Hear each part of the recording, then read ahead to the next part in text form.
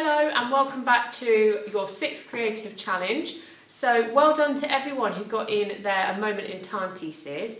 We wanted to draw special attention to Numa in year 8. We were really impressed with her. So if you have a look at it, she's taken the COVID-19 kind of cells and she's had it exploded. She's ripped it up and moved it around the page, and all of that sits over a kind of map of the world, which is a really nice representation of how we're all in this kind of lockdown together. And then she's got lots of other symbols on there, like the hands, she's got the aeroplane, chains, lots of different kind of symbols that summarise her experience. So very well done. So this creative challenge is going to be called Imagination Station. So I just wanted to talk to you a little bit about an artist called Paul Klee and how he used to see things when he was younger. So he used to go to his uncle's restaurant and he used to look at the marble on the table in it and see different kind of shapes and patterns and kind of come up with different stories based on what he could see in the marble pattern. Paul, could you hurry up? We're running out of tables. I'm sorry, Uncle Ernst, but I just found a castle with an evil dragon about to kidnap a princess, and a brave knight is going to rescue her. Have you ever looked at clouds and noticed different facial features or different objects that the clouds are forming? You know, when you look up at clouds in the sky, they start looking like stuff. No, they don't. Yeah, they do. Like that one over there looks just like a cherry bomb. Hey, you're right. And look at that one. Looks like a guy with a switchblade stuck in his back. Yeah, that one looks like a school bus going over a cliff in flames with kids inside screaming. That one looks just like the statue of our town founder, Jebediah Springfield. Does not. Does too. I mean, without the head, of course. Okay, so all these different things are called pareidolia.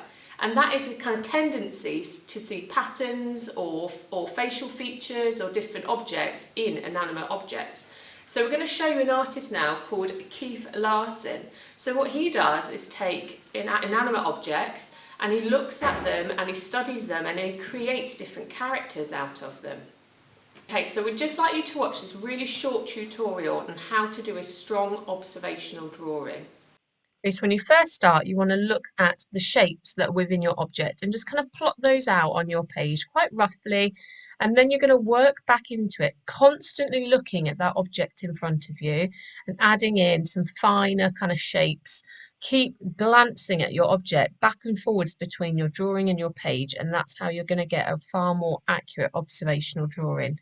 So we're trying to work on your skills here now. So we don't expect to see just a kind of quick pencil outline drawing. It needs to be a strong observational drawing where you've clearly looked at that object in front of you. This is all going to come before you start adding in your kind of facial features and turning your object into a character. So you can see here I'm starting to add in some more of the shape that I can see in front of me, working background and just checking that everything is where it needs to be and that I've got it accurate. I'm rubbing out, I'm changing shape. So if it's not right, change it. Okay, so now you know how to do an observational drawing. You need to go and select the object that you want to turn into a different character.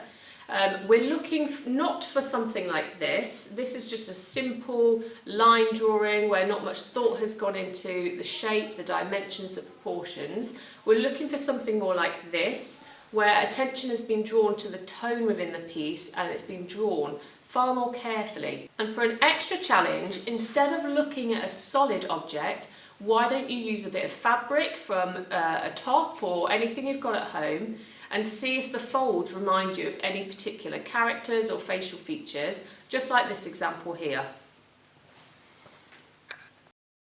So just a reminder, please make sure you send in 2 different photographs, one of the object that you have drawn and the second of your drawing. So we want 2 photographs from you this week.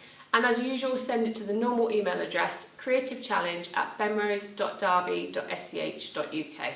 Stay safe and we will see you next week.